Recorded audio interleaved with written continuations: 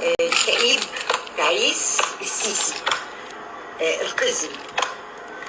انا بكلمك يعني اهو لايف، وانا عارفه ان انا شفتي بتخليك سعيد، فبما انك انت تعيس انا هساعدك.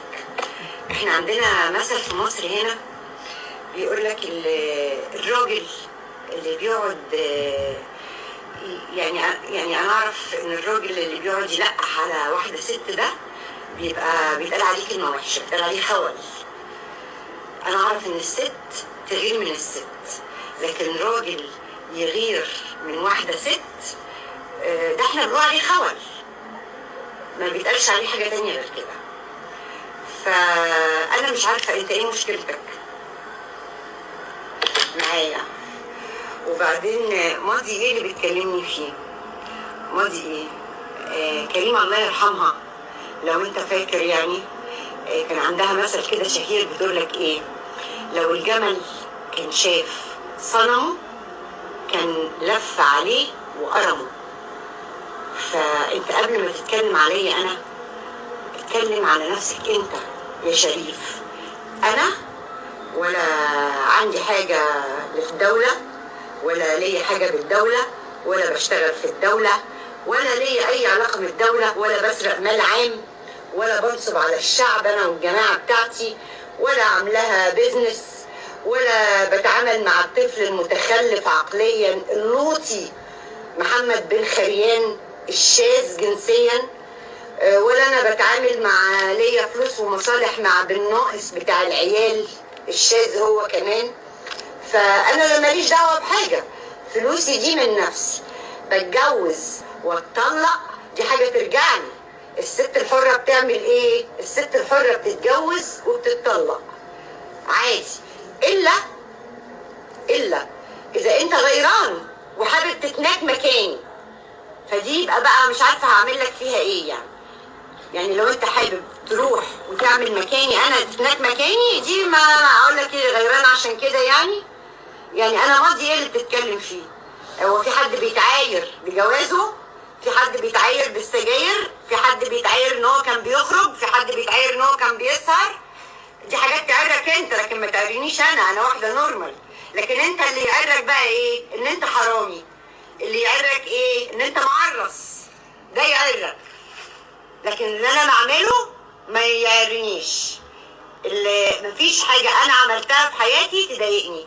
فانت وقرودك اللي مسلطهم ورايا كل قرد يتنطط لي على الشجره ويتكلم معايا، فانا من هنا احب اقول لك كس امك، كس امك، كس من امك. انا لا، انت حاولت بكل الطرق معايا ما سرحتش عشان انا مصريه. لكن انت ايه؟ انت واحد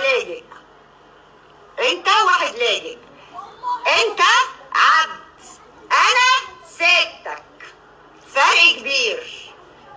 انا ستك، انت عبد، لكن انا ستك. انا ماليش اسياد وانا ليا حد بيحكمني، لكن انت محكوم، وانا ستك وست اللي فوقك.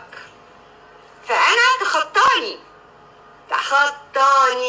عشان انت حاولت كل المحاولات وفشلت، وما تقدرش تعمل اكتر من كده، وانت عارف ان انت ما تقدرش تعمل معايا اكتر من كده. فانت هتضايقني بقرودك اللي بتبعتهم، انا هطلع اطلع دين امك على اللايف، انا ما عنديش مشاكل. ولو تقدر تعمل على حاجه افعل ووريني، وانا اهو جنبك مش بعيد عنك، اهو بيني وبينك خطوتين. راجل تعالى، راجل قرب. لكن كلام وتلقيح زي النسوان، انا عمري ما شفت راجل منسون كده بصراحه، عمري. بعدين الستات اللي غير منها بلا 60 نيله. انا وشي ده من الصبح غسلاه، ما بتشوفش مليجي بنتك المتشبهه بالنساء شكل دين ابوها ايه؟ لو ما حطيتش ميك اب ما بتاخدش بالك منها. دي راجل ومقيفينها، وكده تبوس ايديها على عمليه التجميل اللي نظفتها، فلوس الدوله اللي عملت منها شبه ست. شبه. وبعدين تقول عليا انا كنت تخينه وده حاجه تقرني. امال التلاجه اللي هي دي الجاموسه انكسار دي تبقى ايه؟